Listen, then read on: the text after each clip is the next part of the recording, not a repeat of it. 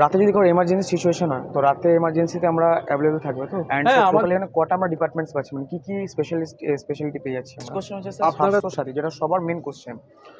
Swasthya Sathi অনেকজনকে refuse করে দেয় অনেক হসপিটাল থেকে। হেলথ ওয়ার্ল্ডে কি ওটা কি হচ্ছে? হেলথ ওয়ার্ল্ড হসপিটাল যেটা দুর্গাপুরে ছিল আসানসোলে, আজকে হচ্ছে 10th এপ্রিল, আজকে থেকে কিন্তু খুলে গেল হেলথ ওয়ার্ল্ড হসপিটাল আসানসোল থেকে, আজকে পুরোপুরি ওপেন হয়ে গেল। এখন আমি এসে হচ্ছে সেন্ট্রাম কৃষ্ণনগর গেট থেকে ডিএভি স্কুল থেকে তোমরা ঢোকা হয়েছে হসপিটাল থেকে ঢুকে এখন ফার্স্টেই তোমরা পেয়ে যাবে হচ্ছে হেলথ ওয়ার্ল্ড হসপিটাল। আজকে 10th এপ্রিল থেকে তোমার কিন্তু পুরোপুরি খুলে গেল হচ্ছে হেলথ ওয়ার্ল্ড হসপিটাল। আজকে হচ্ছে প্রেস মিট আছে আমাদের, দেখতে পাচ্ছ প্রেস মিটের জন্য আমাদের একটু অ্যারেঞ্জমেন্ট করা হয়েছে।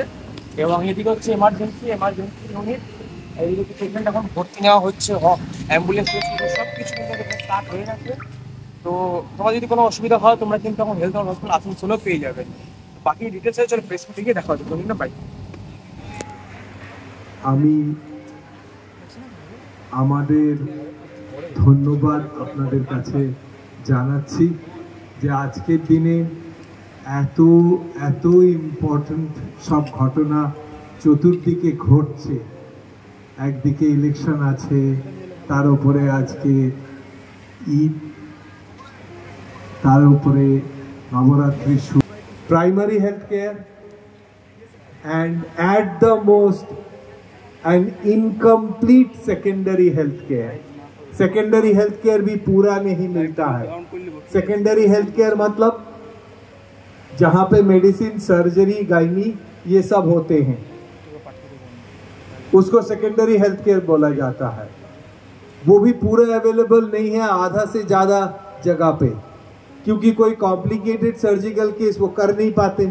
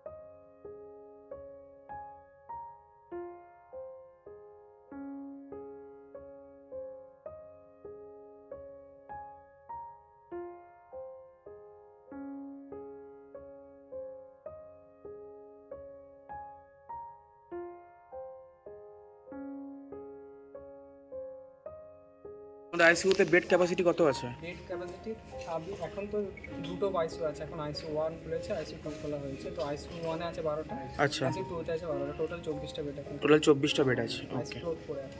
ওকে ওকে। সো গাইস এখন আমি আমার সাথে আছেন হচ্ছে doctor Ganguly sir and doctor Parida sir.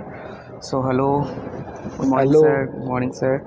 So আজ থেকে তো স্যার আমাদের হেলথ ওয়ার্ল্ড হসপিটাল আসানসোল সবার জন্য ওপেন হয়ে গেল স্যার। এখানে স্পেশাল যেটা আমার কোশ্চেন হচ্ছে, রাতে যদি কোনো এমার্জেন্সি সিচুয়েশন হয় তো রাতে এমার্জেন্সিতে আমরা অ্যাভেলেবল থাকবে তো? হ্যাঁ, আমাদের 24/7 সবকিছুই 24/7 পুরো হসপিটাল 365 পুরো হাসপাতাল। আচ্ছা, অ্যান্ড স্যার টোটালি এখানে কটা আমরা ডিপার্টমেন্টস পাচ্ছি মানে কি স্পেশালিটি পেয়ে যাচ্ছি আমরা? আপনারা স্পেশালিটির মধ্যে medicine, surgery, gynae, eye, ENT, dental, dermatology, orthopaedics, lab sciences, radiology.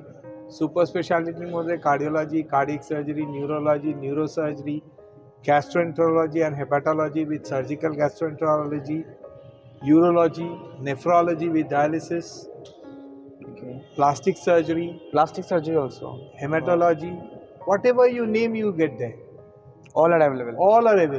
আচ্ছা, নেক্সট কোশ্চেন হচ্ছে স্যার স্বাস্থ্যসাথী, যেটা সবার মেন কোশ্চেন। স্বাস্থ্যসাথী অনেকজনকে রিফিউজ করে দেয় অনেক হসপিটাল থেকে। হেলথ ওয়ার্ল্ডে কি ওটা কি হচ্ছে? হেলথ ওয়ার্ল্ড দুর্গাপুর দিয়ে শুরু করি। হেলথ ওয়ার্ল্ড দুর্গাপুরে আমরা আজকের দিনে প্রায় 79 জন পেশেন্ট ভর্তি আছে। 79 জন? হ্যাঁ, স্বাস্থ্যসাথী। আচ্ছা, ঠিক আছে।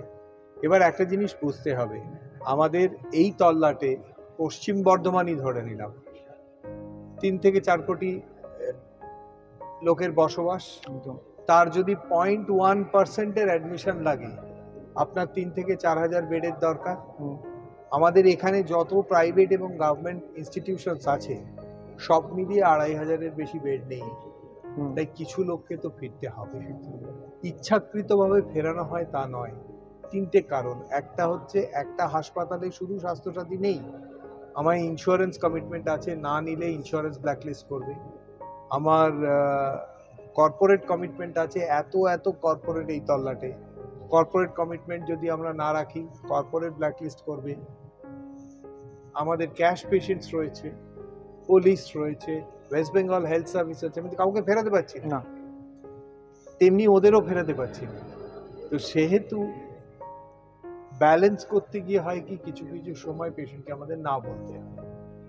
আদারওয়াইজ আমি চিরকালই বলে এসেছি যে স্বাস্থ্যসাথী একটা যুগান্তকারী কার্ড, মানে এটার অ্যাকচুয়াল যে ব্যাপ্তি এটা লোকে কিছুদিন বাদে জানতে পারবে যত ব্যবহার হবে, বাট এটা একটা যুগান্তকারী কার্ড। আমি এই প্রচেষ্টাটাকে সম্মান করি, সেই কারণে আমরা চাই যে স্বাস্থ্যসাথী পেশেন্ট যত দূর সম্ভব নেওয়া, কিন্তু লিমিটে। এখানে যেমন আমরা 80টা স্বাস্থ্যসাথী বেড, স্বাস্থ্যসাথীর জন্য আলাদা 10 থেকে 15টা আইসিইউ বেড সব আলাদা করা আছে, সেপারেট, ঠিক আছে। সেই কারণেই এটা অরিজিনালি 450 বেডের হাসপাতাল হওয়ার কথা ছিল, আমরা এটা 550-তে নিয়ে গেলাম শুধু স্বাস্থ্যসাথী এই 90-95টা বেড ঢোকানোর জন্য। ওকে, আশা করি অধিকাংশ স্বাস্থ্যসাথী পেশেন্টকেই আমরা অ্যাকোমোডেট করতে পারবো। কিছু যদি ফেরেন সেটা মানে বেডস অ্যাভেলেবল না থাকার আনফরচুনেট যে এতর পরেও বেডস অ্যাভেলেবেল নেই সেই জন্য।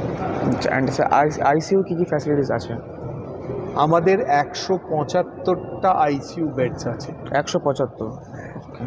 ঠিক আছে, এটা সর্ববৃহৎ হাসপাতালগুলোর একটা যেখানে এত আইসিইউ বেডস থাকে। ICUs are fully equipped with anything and everything you can think of. There are specialised ICUs, যেমন বাচ্চাদের জন্য, নবজাতকদের জন্য এসএনসিইউ আছে 1-2 with level 3 care. Transplant ICU আলাদা আছে যেখানে পোস্ট ট্রান্সপ্লান্ট পেশেন্ট থাকবে। যেমন 14টা স্টিলের ওটি আছে, ফুল মডিউলার ওটি, তার মধ্যে রোবটিক ওটি সেপারেট করা আছে, বিকজ আমরা খুব শীঘ্রই রোবটিক্স শুরু করব। ঠিক আছে, তো এই ফেসিলিটিস বলতে এরকম অজস্র, আপনারা এলেই বুঝতে পারবেন অজস্র ফেসিলিটিস। একবার ভিজিট করতে হবে, তাহলে বুঝে যাবে। সো গাইজ, আসানসোলে খুলে গেল একটা বৃহত্তম হসপিটাল, যেটা নামি দামি হসপিটাল হলো, একটাই নাম মনে আসে আমাদের মুখে, আসানসোলের বুকেও খুলে গেল। লোকেশন বলে দেবো, এবং স্যার আমাদের সাথে আছে, পাশে আছে বলেই এত সুন্দর একটা হসপিটাল আমরা আসানসোলে পেয়ে গেছি। So big thanks to our sirs and mentors. So দেখা হচ্ছে। থ্যাংক ইউ স্যার, নমস্কার।